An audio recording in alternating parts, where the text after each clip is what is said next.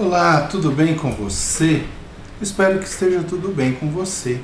Hoje a nossa aula vai falar sobre duas doenças importantes: a doença de Alzheimer e a doença de Parkinson.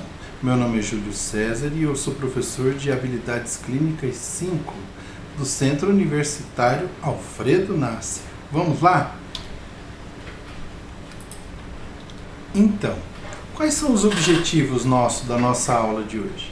Abordar características clínicas das demências de Alzheimer e também da doença de Parkinson. Avaliação propedêutica, evolução clínica, epidemiologia dessas doenças. Bem como nós falarmos um pouquinho da importância e relevância social e clínica que elas produzem. Muito bem. O conteúdo da nossa aula é justamente falar sobre a doença de Parkinson, a doença de Alzheimer, a epidemiologia, a neuropatologia, o quadro clínico, o diagnóstico diferencial e o processo de investigação e de tratamento. Na doença de Parkinson, a mesma coisa: epidemiologia, neuropatologia, quadro clínico, diagnóstico diferencial e tratamento. Bem, vamos começar agora a falar sobre doença de Alzheimer. O nome é doença de Alzheimer, não é para falar que a pessoa tem Alzheimer ou é Alzheimer. É a doença de Alzheimer. E ela foi diagnosticada por Alois Alzheimer em 1901, Isso há 125 anos atrás. Esse aí é o Alois Alzheimer, foto dele, em 1901. E ela foi diagnosticada nessa paciente chamada Auguste Deter, paciente de Alois Alzheimer, isso em novembro de 1901. Esta foto é a foto dela, da pessoa, Auguste Deter. E ela foi a primeira descrição de um paciente com a doença de Alzheimer. Se nós formos falar sobre a doença de Alzheimer, ela é uma das doenças mais comuns, e com repercussões de declínio funcional progressivo. Ela tem uma importância familiar, econômica, social e clínica muito importante. Ela pode cursar com a perda gradual da autonomia, Pode fazer com que haja maior dependência de outras pessoas. Pode haver deteriorização das funções cognitivas e distúrbios de comportamento e sintomas neuropsiquiátricos. O envelhecimento da população torna a doença de Alzheimer comum, principalmente nos países ocidentais. Olha, 35,6 milhões de pessoas no mundo com doença de Alzheimer, ou seja, isso representaria aproximadamente 0,5% da população. 2/3, ou seja, a maioria, está em países de baixa renda.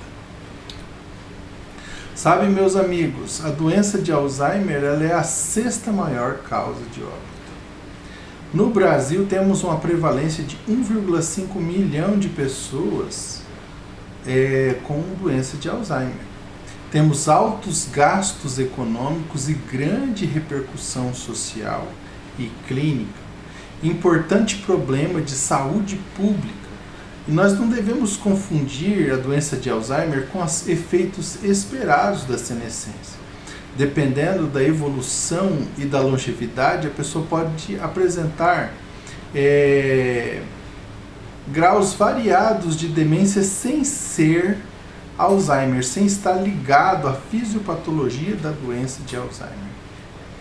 Toda a equipe de saúde deve estar atenta aos sinais de demência e de Alzheimer na nossa população atendida. Olha, devemos aí observar atentamente, pois o idoso por vezes tenta disfarçar os sinais e sintomas da doença de Alzheimer, fazendo uma negação da doença.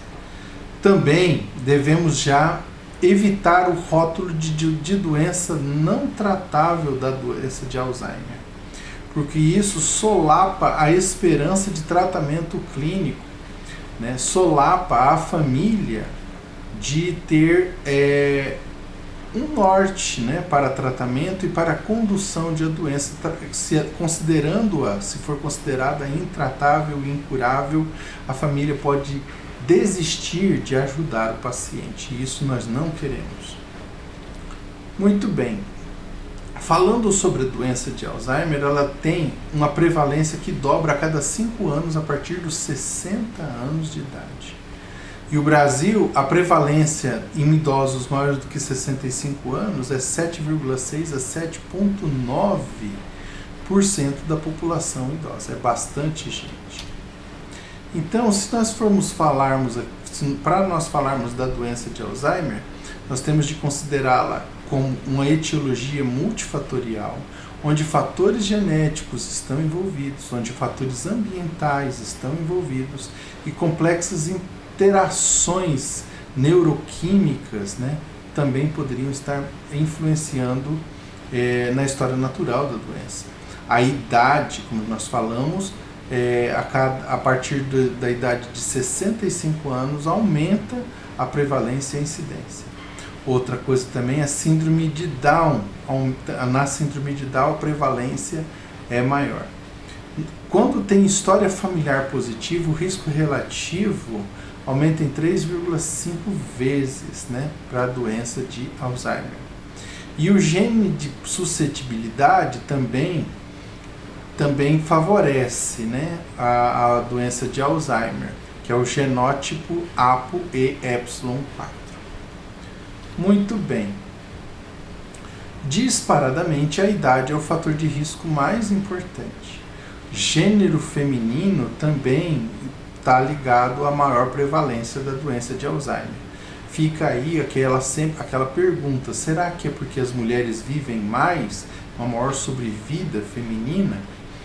A síndrome de Down também aumenta a chance, né, e a prevalência de ter doença de Alzheimer, porque justamente é o gene envolvido, é o gene 21, e como na síndrome de Down existe uma trissomia do gene 21, existe um gene a mais do gene 21, então isso aumenta a chance da doença de Alzheimer. Histórico familiar, então nós teríamos mutações em 3 genes com padrão autossômico dominante. É o gene da proteína precursora de amiloide, é o gene da presenilina 1 e da presenilina 2. Aqui está o artigo que fala a respeito disso. Muito bem.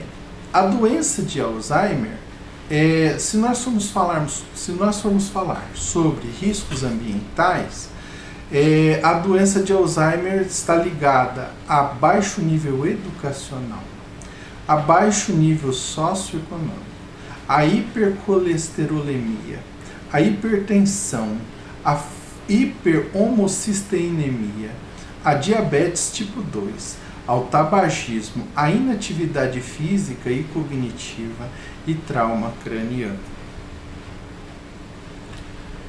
Agora, se nós formos falar de fatores protetores, nós temos aqui o sexo masculino, nível educacional alto, vida ativa com estímulo cognitivo constante, engajamento em atividades sociais e de lazer, suporte e redes sociais disponíveis, atividade física regular, dieta rica em antioxidantes, vitamina E, C, B6, B12, folato, níveis baixos de colesterol, medicamentos que nem o TRH, anti-inflamatórios não hormonais, né, agonista histamínico H2, controle da hipertensão, né, antes da queda cognitiva. Outro dado importante é que a presença de um relacionamento conjugal estável é protetor também. Então, a doença de Alzheimer, eu já passei para vocês um texto escrito, então está ligado à formação de as placas senis, está ligada à formação de proteína precursora de amiloide, né, que são produzidas por células cerebrais e liberadas na matriz extracelular. Então, a proteína precursora de amiloide, ela é ela produz a beta-amiloide, né, a proteína beta-amiloide, e ela é clivada pela alfa-secretase. Então, essa aqui tem a fisiopatologia, né, da doença de Alzheimer que nós descrevemos no texto que nós passamos para vocês. Muito bem, aqui nós temos uma imagem da placa senil corada pelo vermelho Congo, né? E aqui nós temos aqui uma arte também mostrando a formação de placas aqui neurofibrilares aqui, né, placas amiloides, né?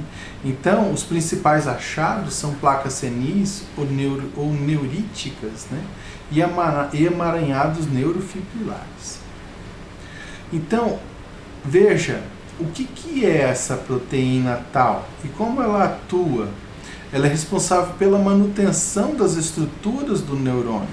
Ela é como se fosse uma cola que dá forma e estabilidade aos neurônios, né? E em pacientes que sofrem o mal de Alzheimer, essa proteína tal, ela se acumula num estado anormal, ficando retorcida.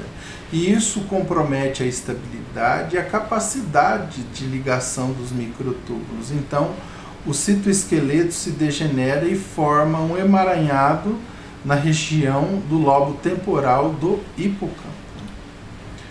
Né? Então, falando ainda sobre a proteína tal, ela é acumulada dentro dos neurônios e ela faz com que essas células elas percam a forma e as suas células neuronais percam a forma e a sua função. E uma das formas de conter a doença de Alzheimer é impedir a transmissão dessa proteína degradada de célula para célula. Então aqui é uma imagem bonita mostrando aqui, né, esse acúmulo neuronal e os eventos então que estão envolvidos na doença de Alzheimer é o acúmulo e deposição de beta-peptídeo amiloide, formação de emaranhado neurofibrilar, formação de placas senis, processo oxidativo e peroxidação lipídica, exotoxicidade glutaminérgica, inflamação, ativação da cascata e morte celular por apoptose e déficit colinérgico. Então, qual que é o quadro clínico da doença de Alzheimer? Piora do estado cognitivo é a principal, né? São evidências de esquecimento, pacientes repetitivos, inobservantes às marcações de consulta, por exemplo, confusos, alterações psicológicas e de personalidade, descuido com o cuidado pessoal. Né? Então, o quadro clínico aqui, ela geralmente se instala após os 60 anos, o déficit como principal clínica, déficit cognitivo e de memória. Na fase inicial, nós temos perda de concentração, desatenção, perda de iniciativa, retraimento social, abandono de passatempos, mudança de humor, com um humor mais depressivo, com apatia, alterações de comportamento, explosões de raiva, ansiedade, irritabilidade, hiperatividade e mais raramente com ideias delirantes, paranoides ou síndrome de Otelo ou delírio de ciúmes. Se nós formos falar numa fase intermediária que vai de 2 a 10 anos, aí a clínica se deteriora um pouco mais, déficit cognitivo e de capacidade de aprendizado é prejudicada, dificuldade de realização de tarefas complexas, né, no caso de finanças, de dirigir, sintomas psicológicos e de comportamento das demências, apatia, ansiedade, depressão, perambulação, agressividade, questionamentos repetidos, reações catastróficas e os distúrbios de sono e a síndrome do entardecer. Muito bem, e quando está na fase avançada, em termos de 8 a 12 anos, as funções cognitivas ficam gravemente comprometidas, capacidade de realizar atividade diária, ou seja, de dependência, comprometimento da linguagem, comunicação com ecolalia, vocalizações e pode evoluir para o mutismo. As pessoas podem se tornar acamadas e aqui é um marcador clínico importante, porque a pessoa acamada ela pode se predispor ali a acúmulo de secreções dentro dentro do pulmão, né? E aí então desenvolver pneumonia e a pessoa ir a óbito por causa disso, né? A morte geralmente por imobilismo, por pneumonia, infecção urinária ou úlcera de decúbito, úlcera de escara. O diagnóstico com declínio da memória, deterioração de julgamento e do pensamento, do planejamento e de organização, a percepção do ambiente é preservada por algum tempo, declínio no controle e na motivação emocional, labilidade emocional, irritabilidade, apatia, rudeza no comportamento social. Bem, então nós falamos de hipótese diagnóstica diferencial do Alzheimer, retardo mental, desordens amnésicas, desordens fictícias, estado confusional agudo que é o delírio, desordem psiquiátrica funcional com depressão maior e esquizofrenia, com comprometimento cognitivo leve, declínio do cognitivo associado ao próprio envelhecimento. Aqui nós colocamos nesse slide alguns critérios para diagnóstico da doença de Alzheimer de acordo com o DSM-4. Aqui nós temos o critério para o diagnóstico da doença de Alzheimer segundo o NINCDS, né, o grupo de trabalho do Instituto de Neurologia da Associação da Doença de Alzheimer e Desordens Relacionadas nos Estados Unidos. Então aqui nós temos esse critério também. Aqui nós estamos, esse slide vai falando a respeito, né, destrinchando esses critérios, né, como é que eles são, e isso daí está nos slides e vocês podem olhar com mais detalhe também no livro e também na apostila que nós passamos. Muito bem, o processo de investigação do Alzheimer através da história, da avaliação do estado mental, teste do relógio e teste da fluência verbal. Então, os exames complementares que nós podemos solicitar também para a doença de Alzheimer é hemograma, ureia, creatinina, T4 livre, TSH, albumina, TGO e TGP, gama-GT, vitamina B12, cálcio, né? Reações para sífilis também, sorologia para HIV, né? Pode também ser úteis também. Exame de neuroimagem, tomografia computadorizada de crânio, ressonância magnética de crânio, né? Exames de líquor cefalorraquidiano, exames de eletroencefalograma e neuroimagem também podem ser solicitados. Bom, a segunda doença que nós vamos falar hoje é a doença de Parkinson. Em 1817, James Parkinson publicou uma monografia, um ensaio sobre a paralisia agitante, caracterizada por tremor de repouso, bradicinesia, lentidão dos movimentos, postura encurvada para frente e marcha festinante. A doença de Parkinson, meus amigos, ela é a bradicinesia acrescida de pelo menos mais um dos sinais a seguir: tremor, rigidez, instabilidade postural. Degeneração das células da camada ventral da substância negra e do lóculo celuloso. Então, nós vemos aqui a substância negra, né? Nós vemos aqui a substância negra e depois a substância negra, conforme vista, né? Ela tem uma perda aqui da sua coloração, né? Na doença de Parkinson. E a doença de Parkinson, ela tem os corpos de Levy, aí está a histologia dos corpos de Levy, né, aqui, mostrando que estão presentes nas alterações histológicas da doença de Parkinson. Falando um pouquinho de anatomia e de fisiologia, então nós temos movimentos hipo ou hipercinéticos resultantes das doenças dos gânglios da base. Então nós temos como neurotransmissores envolvidos a dopamina, o GABA, né, que é o ácido gama-aminobutírico, e o glutamato. A epidemiologia geralmente está em pessoas maiores do que 50 anos, né, e pode chegar aí a 100 mil casos aos 70 anos. Então é uma causa desconhecida, relação com a morte de neurônios dopaminérgicos da substância negra.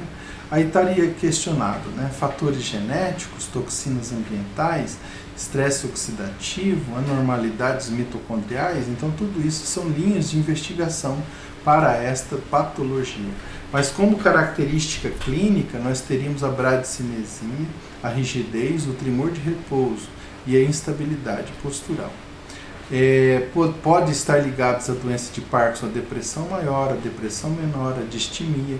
Sintomas de dor, queimação, prurido, fadiga e insônia são frequentes.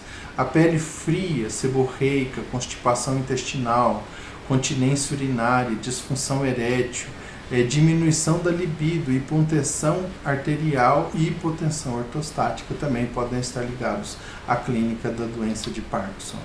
Então, sintomas adicionais nós poderíamos ter aqui a face inexpressiva, a depressão, uma fala hipofônica, aumento do tempo das atividades da vida diária, micrografia, que é escrever letra pequena, marcha festinante, déficit cognitivo, perda do balanço dos braços, câimbras, acúmulo de saliva e hipotensão ortostática. Tudo isso pode estar dentro da clínica da doença de Parkinson. Então nós devemos fazer uma história clínica detalhada, baseada num quadro clínico de rigidez, de tremor, de instabilidade postural, fazer exames de imagens complementares, como tomografia e ressonância magnética nuclear. Então não tem um marcador neurobiológico ou biológico para a doença de Parkinson. Pode ser solicitada a tomografia por emissão de positros dentro de um ambiente de pesquisa, por exemplo. E você pode fazer a utilização das escalas de incapacidade de ROEM e IAR. Então, falando da escala de ROEM e IAR, está aqui, ó. 0, se a pessoa sem sintomas visíveis da doença de Parkinson. 1, se a pessoa tiver em um lado do corpo. 2, nos dois lados, mas sem dificuldade para caminhar. 3, sintomas nos dois lados e com dificuldade de caminhar mínima. E 4, sintomas dos dois lados e com dificuldade de deambular moderada, né, ou grave.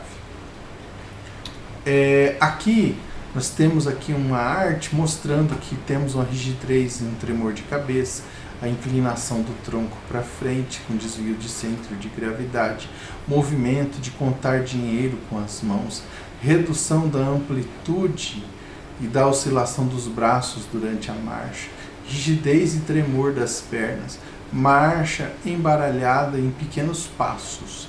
Então isso pode ocorrer festinação da marcha, que são passos curtos e rápidos, quase sem deslocamento, que vão aumentando progressivamente a sua amplitude até conseguir andar. Então pode ocorrer também um fenômeno chamado freezing, que é um bloqueio motor que corresponde à impossibilidade extrema e súbita de iniciar e continuar o movimento, mais evidente durante a marcha ou ao passar por uma porta ou transpor uma linha ou obstáculo no solo. Então, essas eram nossas considerações das aulas de hoje, né, da doença de Alzheimer e da doença de Parkinson. Lembrando que nós temos aqui ainda o texto que nós vamos mandar para vocês e também esses slides, o texto e as questões, as 50 questões, para que vocês possam estudar e aprofundar. Além de também devem aprofundar nos livros texto, né, que falam a respeito dessas duas doenças, sejam elas dos livros de semiologia e também dos livros de geriatria. Um forte abraço e tudo de bom para vocês. Até mais!